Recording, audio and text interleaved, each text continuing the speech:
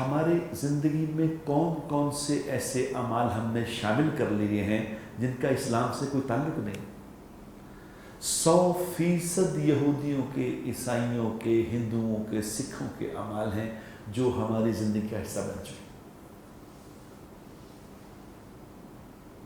آہستہ آہستہ غلط کرتے کرتے کرتے کرتے کرتے کرتے جب اس کو نہیں روکتا نا، جب نہیں روکتا تو کیا ہوتا ہے؟ پھر یہ ہوتا ہے کہ وہ غلط جو ہے نا صحیح بن جاتا ہے۔ اب جیسے برتھ ڈے پارٹی، اب برتھ ڈے تو ہماری زندگی کا حصہ بن گیا ہے۔ برتھ ڈے تو اب اچھے بھلے سمجھدار لوگ، اچھے بھلے سمجھدار، کل میرے بھائی کا فون آیا، اس نے کہا یار تم نے مجھے وش ہی نہیں کیا۔ میں نے کیا ہوا آپ کو، کیا ہوا؟ کہ جی میری برتھ ڈے تھی۔ میں کہا انا للہ و انا الیہ۔ یہ کس سے، کیا حضور اکرم صلی اللہ علیہ وسلم نے کسی کو وش کیا تھا؟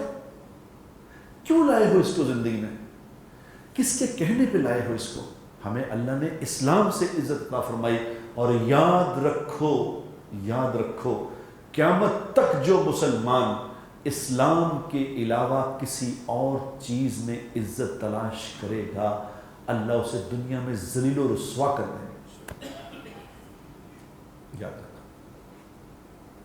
یہ ہمارے ساتھ اللہ نے وعدہ کیا ہے کہ تمہیں اتنی اعلیٰ زندگی دی ہے، تم اتنی اعلیٰ زندگی کو چھوڑ کے ان کی زندگیوں میں اپنی کامیابی ڈھونڈ رہے ہو، ان کے تہواروں میں اپنے آپ کو ڈھونڈ رہے ہو۔ نہ کرو اس طرح۔ کیا اسلام کے تہوار اس قابل نہیں تھے کہ تم ان کی تعظیم کرتے؟ کیا تم غیر مسلموں کے تہواروں کو اپنی زندگی میں لا کے تمہیں ٹھنڈی نہیں پڑتی جب تک تم یہودیوں کا، عیسائیوں کا کام نہ کر لو؟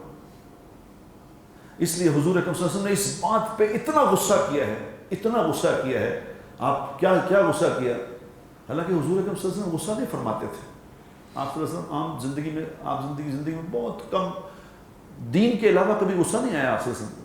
آپ نے اس پہ غصہ اتنا کیا، آپ نے فرمایا یاد رکھو جو جس کی مشابہت اختیار کرے گا، یاد رکھو جو جس کی مشابہت اختیار کرے گا، قیامت والے دن اس کا حشر اسی کے ساتھ ہوگا۔ جاؤ، تمہیں یہودی عیسائی پسند تھے نا، ان کی زندگیاں پسند تھیں، ان کے ساتھ ہی کھڑے ہو جاؤ، چلو۔